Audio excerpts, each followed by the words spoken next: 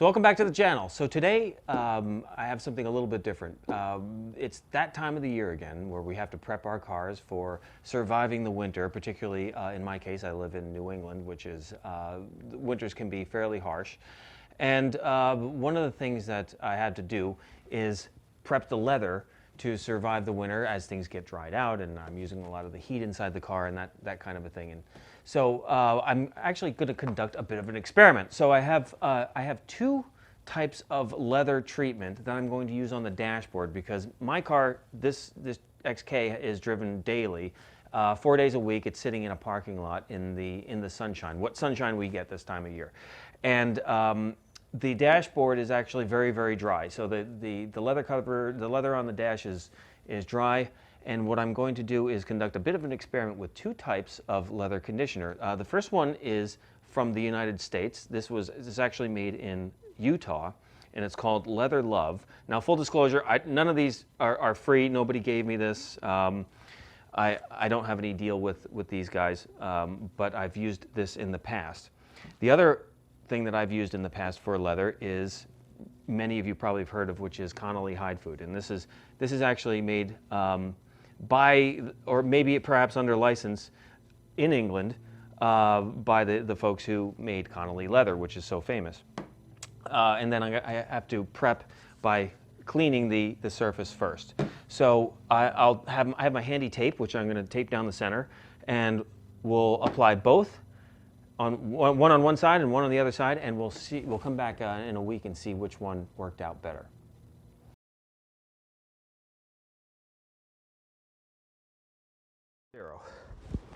All right, so here we are. The first step in the process, of course, is to clean off the dashboard. So I'm going to use my cleaner, which is getting all over the windscreen. That's lovely. But generally, this dashboard is pretty clean. So we're gonna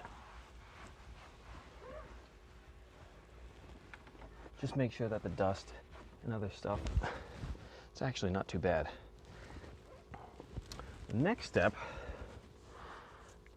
I'll lay down my tape. I'm not sure which side is which, but as you can see, the leather here is actually, hopefully you can see this, the leather here is actually it's very stiff. It's been treated several times before by me, but it sits out in the sunshine, and this car actually came from Florida, so that's part of the reason why I think it has seen a lot of sunshine in its life. So I'm going to put this piece of tape on here to kind of delineate one side versus the other, and then it's a question of which side goes where. Well, I think because we drive on this side of the car, we'll put the American product, the LeatherLove, on this side. So this, basically you just rub it in with your hands. I got my sandwich making gloves.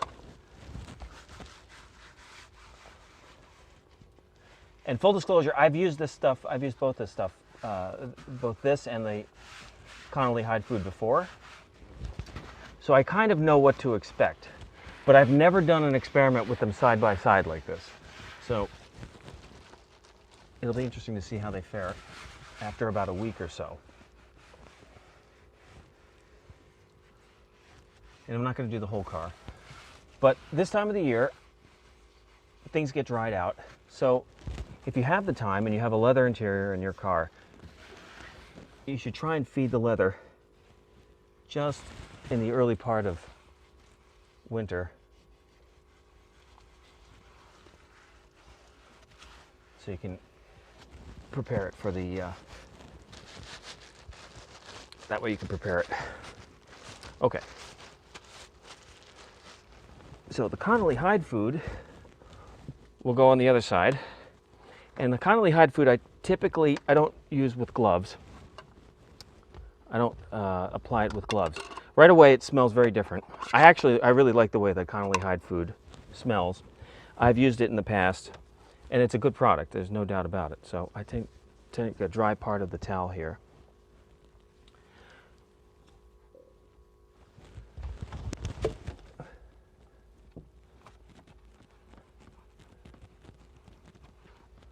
Now, you really don't need that much.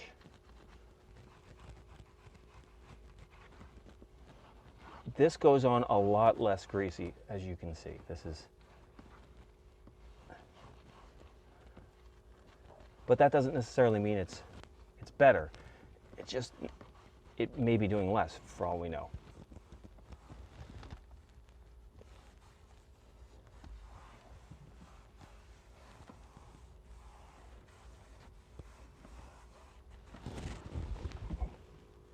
All right, and right off the bat, one looks a lot greasier than the other.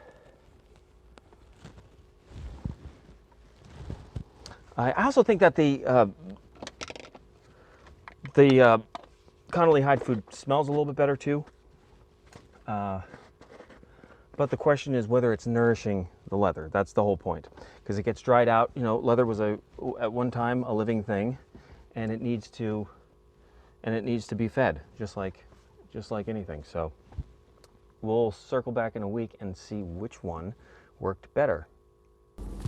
Okay, and like magic, as if by magic, it's a week later, and I've took the car to work 4 days last week. It's exactly 1 week. I haven't done anything. I haven't used any a towel or anything to kind of mop things up on this side, the LeatherLove side.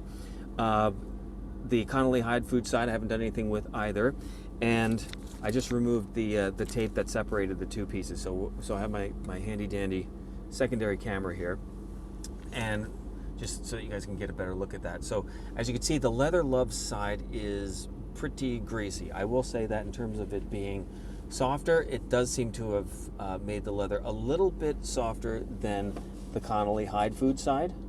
Now keep in mind, this is the dashboard, so this is the most arid part of the car in terms of getting the most UV light. It gets dried out more than any other part of the car.